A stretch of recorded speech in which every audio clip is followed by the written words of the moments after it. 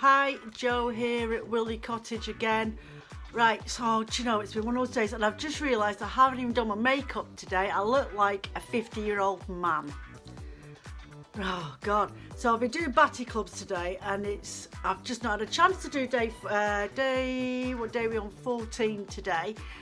So what I thought I would do is 14 and 15 spin off today, which is now Tuesday, because I had to blend up Batty Clubs for 7 orders, so that's two bats each. And then I had a request for some bats that I'd already sold and if I could make them again, so I had to do those and I've had to pack them all. So it's been one of those really busy days because tomorrow's my personal last day guaranteed postage before Christmas. That's not to say I'm not sending out orders between now and the post office closing. So I just wanted to make sure that I had all my guarantees out the way. If you order between now and Friday, then fine, it'll get posted out as soon as I receive the order. So anyway, so today's actual advent, the 14th, was Shetland and silk. So the colours, I did a couple of batches of these rovings, so all the colours will vary, but mine's is blue with a hint of mint green in there. So I've got that one, and tomorrow's, Wednesday's, the 15th of December, is merino and llama, and it's absolutely gorgeous and fluffy and silky, and that one's really nice as well and soft, and you can see the silk shining through that as well.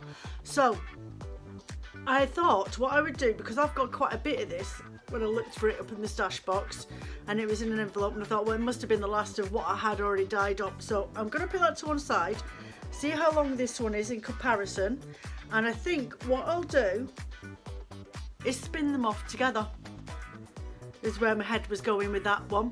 So I thought if I just split it down the middle on the blue with the green, and then as I'm spinning, spin them both together. I'll just draft them out a bit more. So but what I'll do is I'll split this one here in the middle, and then I'll apply them all off together. But I'll be here for a while anyway, so I'll fast forward these bits and I will find you a story. I have been requested to do a happy ending. Sorry, Hilly, no happy endings on folklore stories, love. They all come with morals. So I've had one vote for Phil to do a story over Christmas, over the next week or so, because we've only got about a week and a half left to next weekend. It's going to go really quickly the next few days. So if you want Phil to do a voiceover story, then let me know and I can let him know, because he's quite chuffed that at least one person said, yeah, get Phil to do it. Oh dear, might find him Cinderella or Puss in Boots or something to read out to you. At least it's got an happy ending. Anyway, I'm going to get on with this and I'll catch you on the other side. Take care. This story is called The Green Mist. So you've heard tell of boggarts and all the horrid things of old times. You've heard of the voices of dead folk and hands without arms that came up in the darkens moaning and crying and beckoning all night through. Tad Lowry's dancing in the tussocks and witches riding on the great black snags that turn into snakes and race about with them in the water. Aye, well, they were mischancy, unpleasant sort of bodies to do with, and I'm main glad that they were all gone before my days. Well, in those times, folks must have been unlike to now. Instead of doing their work in the week and smoking their pipes on Sundays in peace and comfort, they're always bothering their heads about something or other, or the church was doing it for them. The priests were always at them about their souls, and with the hell and the boggarts and their minds, they were never easy. The boggles were once thought to deal more on, and at darklings every night the folk would bear the lights in their hands and round their houses, saying words to keep them off, and would smear blood on the door, sealed to scare away the horrors, and would put the bread and salt on the flat stones set up by the lane side to get a good harvest, and would spill water on the four corners of the fields when they wanted rain.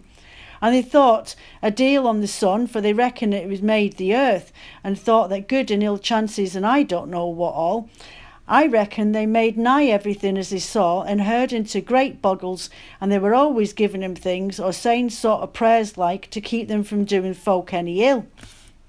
Well, that was a long time ago, so there were to say two churches, one with priests and candles and all that, and another lot, just a lot of old ways kept with the unbeknown and hidden like mind, the folks themselves, and they thought a deal more on old spells than the service of the church itself. But as time went on, the two got sort of mixed up, and some sort of folks couldn't have told you if it were for one or the other as to what they did things. To Yule in the churches, there were grand services with the candles and flags and whatnot, and the cottages were candles and cakes and grand doings. But the priests never known, as many of the folks were only waking and the dying year, and the wine teened upon the door sill to first cockcrow, where to bring good luck in the new year. And I reckon as some of them folks themselves would do the old heathen ways and sing hymns meantime, with never a thought to the strangeness of it. Still, there were many as kept the old ways altogether, though they didn't hide it like, and I'm going to tell you of one family as my grandfather known fine, and they waked the one spring one year. As I said before, I can't even think, if I would, tell you all the things that they used to do, but there was one time of the year as they particularly went in for their spells and prayers, and that they were early spring. They thought as the earth was sleeping all the winter, and that the boggles, call them what you will, had no boat to do but mischief, for they nowt to see in the fields, so they were feared on the long dark winter days and nights, in the middle of all sorts of unforeseen fearsome things, and ready and waiting for the chance to play with them evil tricks. But as the winter went by, they thought it were time to wake the earth from its sleeping and set the boggles to work, caring for the growing things and bringing the harvest. After that the earth was tired and was sinking to sleep again, and they used to sing it hushy-by songs in the fields of the autumn evenings. But in the spring they went, the folk did as well believe in the old ways, to every field in turn, and lift the spud from the earth, from the mules, and they would say strange and queer words as they couldn't scarce understand themselves. But the same has been said for hundreds of years, and every morning at the first dawn they stood at the doorsill with the salt and bread in their hands, watching and waiting for the green mist as rose from the fields and told that the earth was awake again, and life were coming to the trees and plants, and seeds were bursting with the beginning of spring. Well, there was one family as had done that all year, year after year after year, for as long as they'd known of it, just as their grandfathers had done before them. And one winter they were making ready for waking the spring. They had a lot of trouble through the winter, sickness and whatnot, and had been bad in place.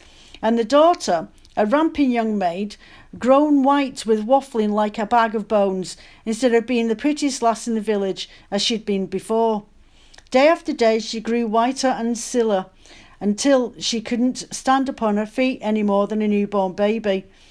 And she could only lay at the window watching the winter creep away. "Oh, mother," she keeps saying over and over again, "if only I could wake the spring with you again, maybe the green mist would make me strong and well, like the trees and the flowers and the corn in the fields." And the mother would comfort her like, and promise her that she'd come with them again to the waking, and grow as strong and straight as ever.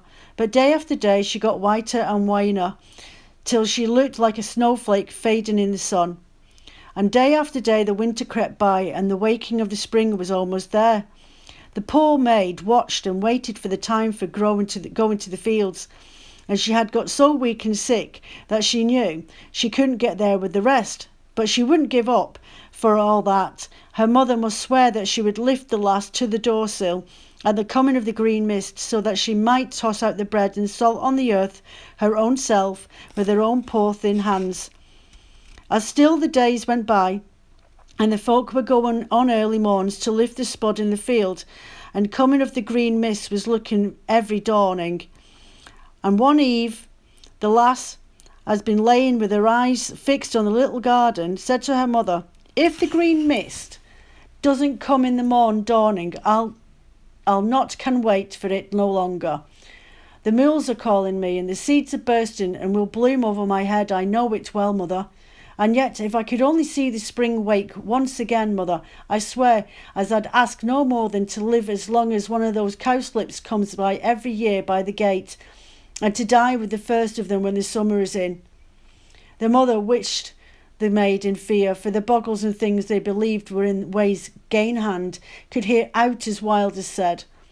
They were never safe, never alone, the poor folk to then, and the things they couldn't see and couldn't hear were all around them. But the dawn of the next day brought the green mist.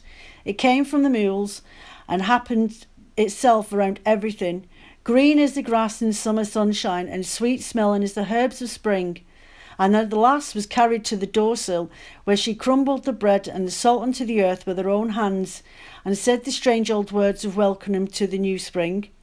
She looked to the gate where the cowslips grew, and then she was taken back to her bed by the window, when she slept like a baby, and dreamt of summer and flowers and happiness. Whether it was the green mist done as it, I can't tell you, but from that day she grew stronger and prettier than ever, and by the time the cowslips were budding she was running about and laughing like a sunbeam in the old cottage, but she was so white and wan. While she looked like a will-o'-the-wick flitting about on the cold days, she'd sit shaking over a fire and look nigh dead. But when the sun came out, she danced and sing in the light and stretched out her arms as if it was the only thing that kept her alive by the warmness of it. And by the cowslips burst their buds and came in flower.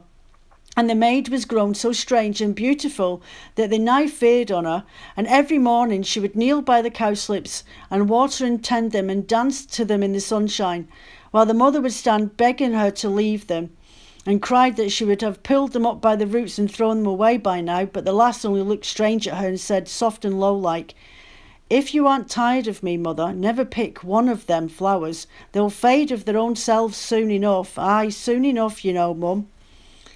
And the mother would go back to the cottage and greet over the work, and she'd never said nought of her trouble to the neighbours, not till afterwards. One day a lad of the village stopped at the gate to chat with him, and by, whilst he was gossiping, he picked a cowslip and played with it. The lass didn't see what he had, but he said goodbye. He gave it to her, smiling like, and thinking it was what a pretty maid she was. She looked at the flower that the lad had gave her, and all around her the green trees, the sprouting grass and the yellow blossoms, and up at the golden shining sun itself, and all at once, shrinking as if the light had just loved so much were burning her, she ran into the house without a spoken word, only a sort of cry, like a dumb beast in pain, and the cowslip catched close against her breast, and she never spoke again, but lay on the bed staring at the flower in her hand and fading as it faded all through the day. And at the dawning there was only one thing lying on the bed, a wrinkled, white, shrunken, dead thing, within its hand a shrivelled cowslip. The mother covered it over with the clothes and thought of the beautiful joy and made dancing like a bird in the sunshine by golden nodding blossoms, only day gone by. The bogles had heard her and given her her wish, and she had bloomed with the cowslips and faded with the first of them as true as death.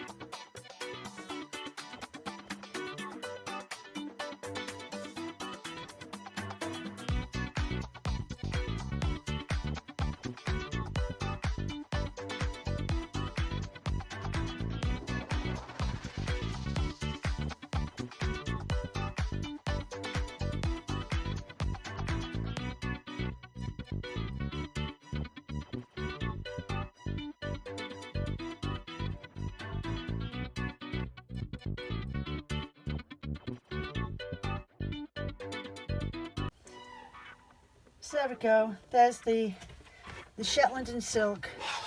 And it's been spun and tied up with the merino llama wool from today. So I'm sorry for the delay with getting these videos out. It's been absolutely hectic. I've just got the last, it's now Thursday, so it's the 15th, and I've just got the last of my Christmas orders posted out in my batty clubs. So I'll get these put up as soon as possible. But there you go. So I will still be posting out orders between now and the new year anyway, and don't forget, any orders placed between now and New Year's Eve will get a £5 or a £10 gift voucher to add in their orders from January to February, to use against anything you purchase. But you can't use them for Easter bundle sets in the new year or for batty clubs. They're just for anything else that's listed on the website. No special offers. So there we go. So that's that. So I will go off now and get this edited and then start thinking about filming for day 16. You take care of yourselves, and I'll see you tomorrow.